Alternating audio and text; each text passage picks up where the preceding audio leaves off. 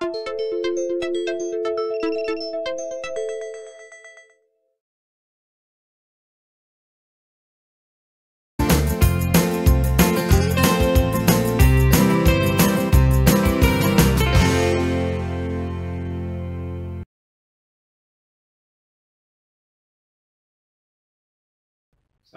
warahmatullahi wabarakatuh.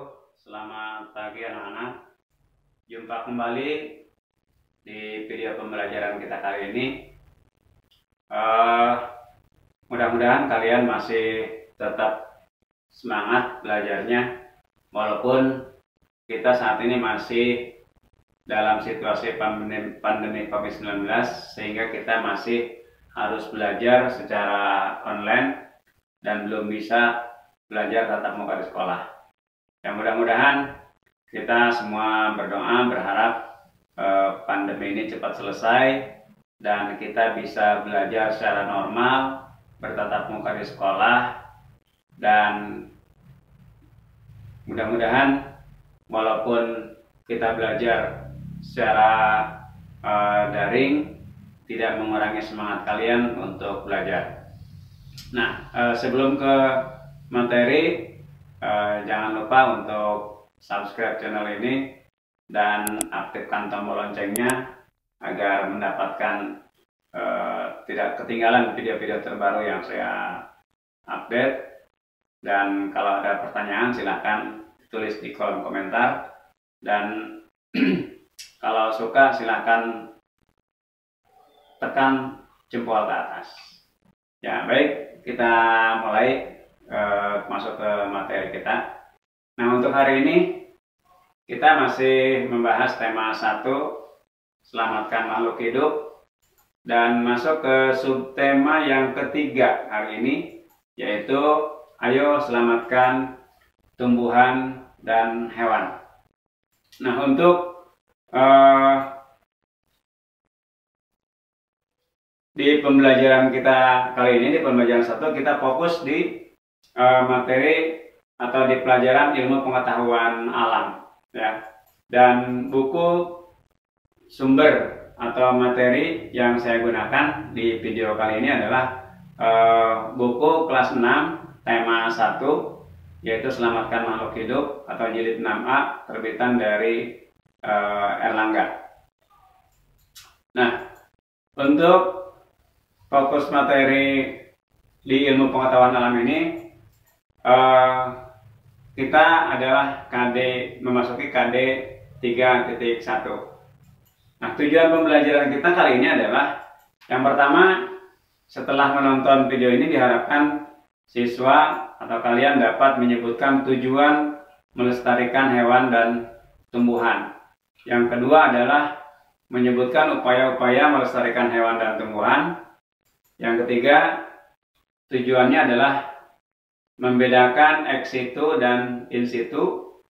Tujuan yang keempat adalah memberikan contoh dari ex situ dan in situ, ya. Dan yang terakhir, memberikan contoh-contoh hewan langka di Indonesia. Nah, makhluk hidup memerlukan tempat tinggal untuk hidupnya, ya, untuk hidup dan juga berkembang biak.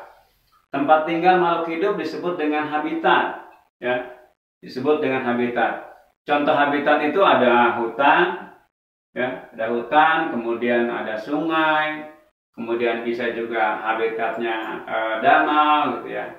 Nah, itu contoh-contoh habitat. Nah, apa sih upaya kita yang bisa kita lakukan dalam melestarikan hewan? Nah, upaya yang dapat dilakukan untuk melestarikan hewan adalah, yang pertama, kita harus memahami atau pentingnya pelestarian hewan. Nah, untuk dapat melestarikan hewan, kita harus memahami cara merawatnya dengan baik. Misalnya, kita harus tahu makanan dari hewan yang kita pelihara. Kemudian kita juga harus membuat ukuran kandang yang sesuai dengan ukuran hewan tersebut, ya, dengan hewan yang kita pelihara. Kemudian kita juga harus mau, ya, menjaga kebersihan hewan dan kandangnya. Kemudian kita juga harus memperhatikan populasi dari hewan tersebut, ya. Jika hewan yang kita pelihara hewan langka, maka kita tidak boleh untuk mengusik keberadaan hewan tersebut. Nah, yang kedua yaitu membuat penangkaran untuk hewan langka, ya. Membuat penangkaran hewan langka yang bertujuan agar hewan langka dapat berkembang biak dengan aman. Nah, setelah cukup umur, kemudian mereka dilepas ke alam bebas atau ke alam yang aslinya, ya. Nah, penangkaran hewan itu bisa dilakukan dengan cara ex situ dan dengan cara in situ. Apa itu ex situ dan apa itu in situ? Nah, ex situ adalah dipelihara di luar habitat aslinya. Jadi kita pelihara tapi di luar habitat aslinya, ya. Contohnya ada taman safari misalkan. Nah, itu contoh ex situ. Kemudian kebun binatang, ya. Itu contoh ex situ. Kemudian ada lagi kebun raya. Nah, itulah contoh-contoh dari ex situ. Jadi di luar habitat aslinya. Nah, sedangkan in situ, ya, artinya di dalam habitat aslinya. Jadi di habitat asli, tapi kita jaga, ya, supaya orang tidak berburu sembarangan, tidak menangkap sembarangan, ya. Karena apa? Tujuannya adalah untuk melestarikan hewan yang ada di dalamnya. Nah, contoh in situ, misalkan hutan lindung, ya. Kemudian ada lagi cagar alam, ya. Kemudian ada lagi misalkan taman nasional. Seperti kita ketahui kalau di daerah Banten ada namanya Taman Nasional Ujung Kulon. Itu untuk melestarikan khususnya adalah badak bercula satu yang saat ini sangat langka, ya. Nah, yang ketiga, upaya yang dapat kita lakukan untuk melestarikan hewan adalah dengan tidak melakukan perburuan liar atau jual beli hewan langka. Ini sesuai dengan Undang-Undang Republik Indonesia nomor 5 tahun 1990 pasal 19 bahwa setiap orang dilarang melakukan kegiatan yang dapat mengakibatkan perubahan terhadap keutuhan kawasan suaka alam. Nah,